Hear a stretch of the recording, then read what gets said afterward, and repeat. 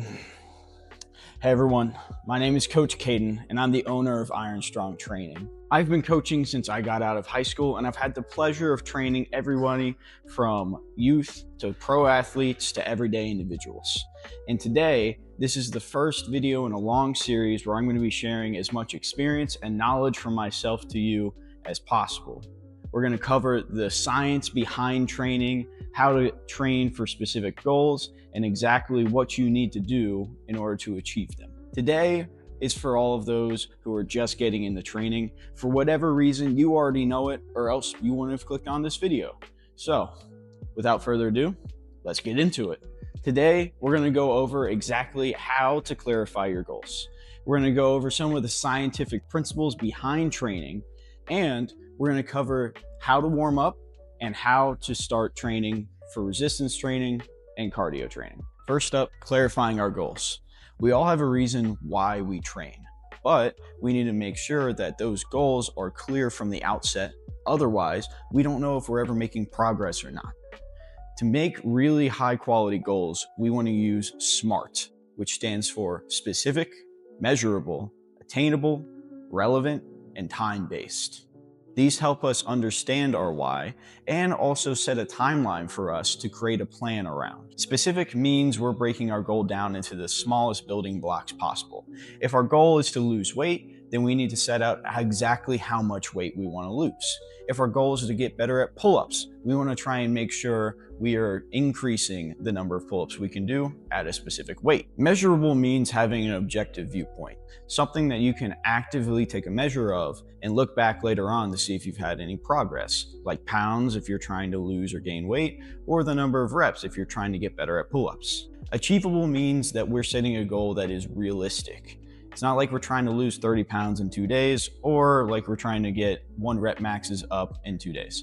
Relevant means that the goal is consistent with our beliefs. If we don't actually have any reason to work out for aesthetics, then there's no reason to set a goal for aesthetics. Time-based means setting a goal that has an exact endpoint with a date on it, so that we have a time frame that we can actually set a plan around. Otherwise, we have no reason to try and set a goal for any particular time frame. We can also break down our goals into process goals, basically the things that we need to do in order to achieve the big goals. Like, in order to lose however many pounds over 3 months, I need to eat 500 less calories in a day and also weight train. Now you know how to set quality goals and a plan to achieve them.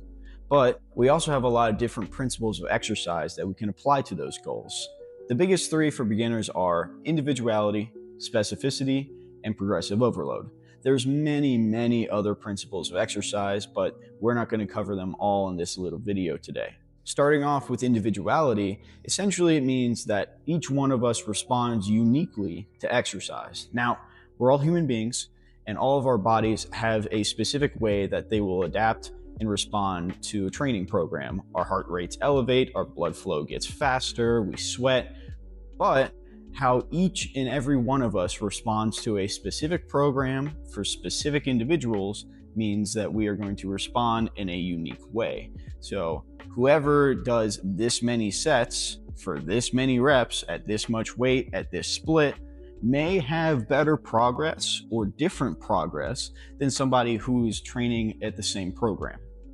All of our programs should be individualized to us if we have our specific goals. Specificity, or the SAID principle, essentially means that we all adapt to the specific demands imposed on us by the training program.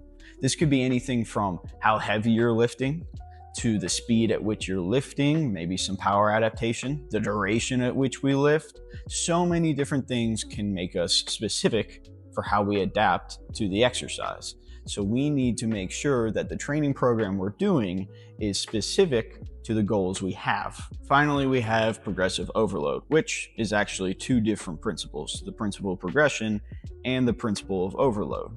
Essentially what this means is that as our body adapts to the training stimulus, the stimulus needs to be progressed in an overload manner. What that can look like, especially while you're practically writing out your exercises, is adding more weight, adding more reps, adding more sets, trying to change the speed of contraction, whatever. There's a lot of different ways that you can overload your body, but as we adapt, then we need some kind of higher training stimulus to cause our body to adapt further. Keep these three principles in mind while you're writing your own workouts, copying workouts from the internet, or training in your session. Time for the practical piece. Before we work out, we have to warm up. Warm-ups prepare the body for the demands of the workout and potentially can prevent injury by increasing the physiological state of our body, improving range of motion and flexibility, all things that work for us to improve our exercise performance. A good system for warm-ups is RAMP, which stands for Raise, Activate and Mobilize, and Potentiate. Raise literally means raising the physiological state of your body, so increasing your heart rate, increasing blood flow, body temperature, and what that does is raise the level of activity in the body to be ready to actually exercise instead of exercising cold. This usually means doing some sort of dynamic warm-up like cardio for 5 to 10 minutes, something light that's not going to exhaust you. Activate and mobilize is one phase in and of itself where you are doing dynamic movements like dynamic stretches to improve the range of motion of your body for the exact joints and musculature that you're going to be using for the workout. Potentiate essentially means preparing the nervous system and the muscles for the exact demands of the workout to come. This can typically include warm-up sets for specific exercises or sprint, power, or plyo work that will prepare the body and the tissues with the exact mechanics and speed of movement for the workout to come. All right, now on to actually training. Resistance training just means moving the body against resistance, and this is important for muscle function, bone health. There's some aerobic benefits too. There's so many different benefits, and you can achieve this with a bunch of different modalities, whether that's free weights, machines, body weight bands, and so much more. For beginners, aside from their specific goals, building movement competency and learning exactly how their body responds to exercise are two major points to focus on. Exercises can be categorized into different movement patterns based off of the biomechanical movements and joints involved in the exercise. These 6 different movement patterns are great for beginners to focus on, which are squat, hinge, vertical pushing and pulling, and horizontal pushing and pulling.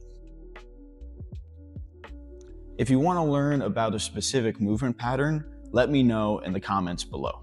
A beginner typically wants to train these movement patterns at least 2 to 3 times a week, although in the ACSM's new position stand on resistance training, you can see that even 1 time a week will still gain major benefits. As always, something is better than nothing. Beyond frequency, doing about 1 to 3 sets per exercise with a rep range that ties to your goals and an intensity that also ties to the rep range is appropriate.